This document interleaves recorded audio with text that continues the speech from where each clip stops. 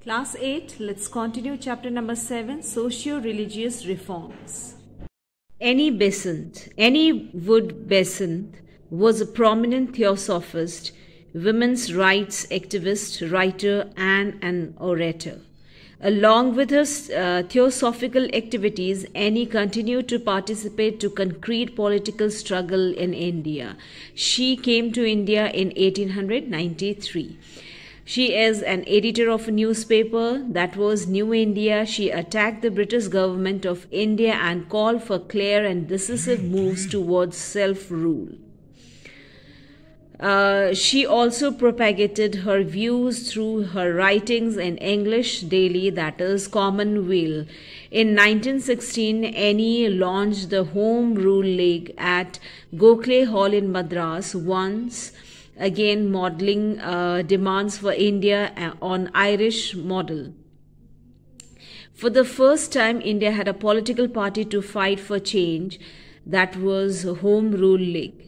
Unlike the Congress itself, the Home Rule League worked all the year round. It built a strong structure of local branches, enabling it to mobilize demonstrations, public meetings, and agitations. So to build a strong structure of the local branches, what they did, they demonstrated, they did public meetings and agitations. In June 1917, Annie Besant was arrested and interned at the Hill Station. The Congress and the Muslim League together threatened at launch protest if she was not set free.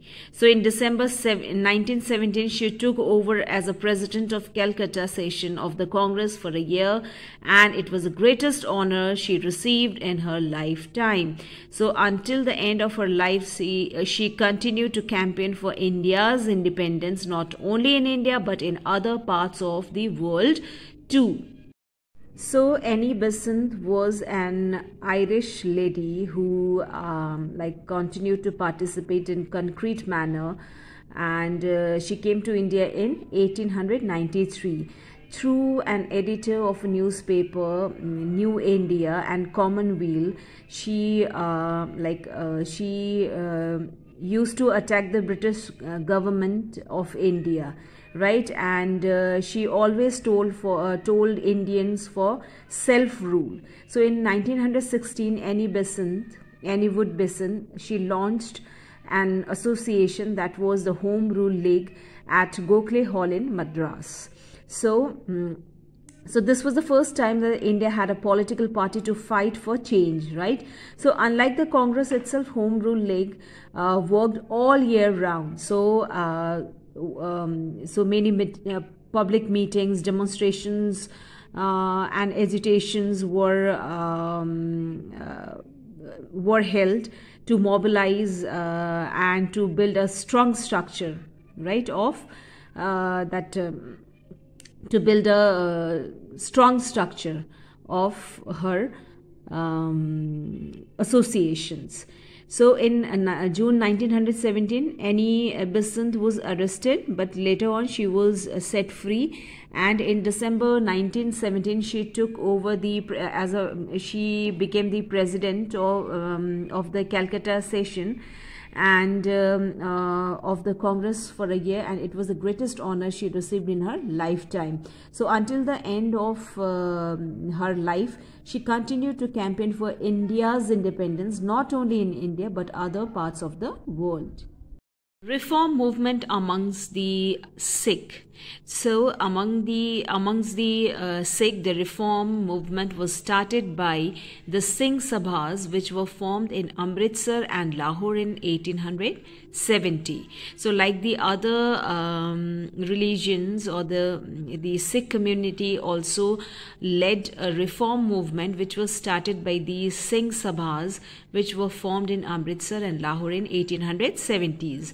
Through the efforts of Singh Sabha and the support of British, the Khalsa College was founded in 1892 at Amritsar. This college and other such institutions promoted Gurumukhi, that is Sikh teachings, and Punjabi literature as a whole, besides imparting education in science and humanities. So in that Khalsa College, which was founded in 1892 at Amritsar,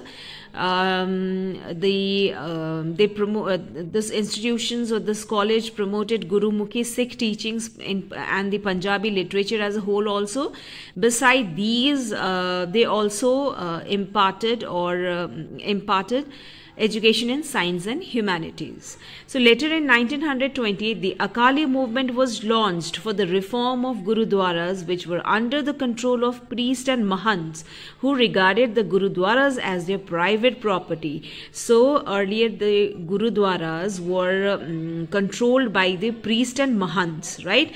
But in 1900, later in 1920, the Akali movement was launched for the reform of Gurudwaras. So the Akalis and the Sikhs was successful in their struggle when the government passed a new act in 1925, that was New Sikh Gurudwara Act.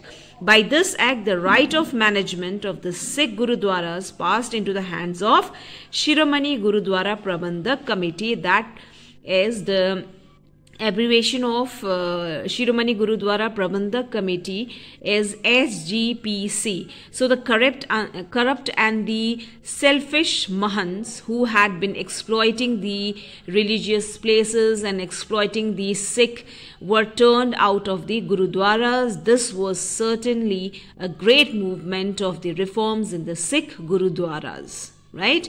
Now some other great reformers. Sri Narayan Guru started a movement for the betterment of oppressed people. So oppressed people means who belong to scheduled caste or scheduled tribe or backward classes, right? So in Kerala, and devoted his entire life to it. He founded many temples in which gods and the images had no place, for his ideal was one caste, one religion and one God. Now next, Jyotiba Phule and Lokhitwadi. Phule was a Maratha pioneer of low caste protest movement, and he wrote about the injustice of the caste system in his book Gulamgiri. So through his book Gulamgiri, Jyotiba Phule Jyotiba Phule wrote about the injustice done to the low caste people, right? So he was respected as Mahatma Phule, and Lokhitwadi, next is Lokhitwadi condemned the caste system and was associated with a number of social reform associations. So Lokhitwadi, like other social reformers, he also opposed the caste system, the rigidity of the caste system, and was associated with a number of social reform movements and associations. Now next social reformer is Veer Salingam. So Kandukuri Veer Salingam, also known as Kandukuri Veer Salingam Pantalu, was a social reformer of Andhra Pradesh. He was born in an Orthodox Andhra family, right? But he is widely considered as a man who first brought about a renaissance in Telugu people and Telugu literature. So Veer Salingam was considered as the first man, South Indian or the first man in South India who brought about the renaissance in Telugu people and Telugu literature. He was influenced by the ideals of Brahmo Samaj. Who founded Brahmo Samaj? Yes, Brahmo Samaj was founded by Raja Ram Mohan Roy. So he was very much influenced by the ideals of Brahmo Samaj, particularly those of Keshav Chandra Sen. Now in 1876, he started a Telugu journal and wrote the first prose for women. He encouraged education for women and started a school for girls in 1874, and he started a social organization which was known as Hitkarini. So Veer Salingam, he was social reformer from South India, Andhra Pradesh, and he was born in the Orthodox family. Though he was born in an Orthodox family, but he had a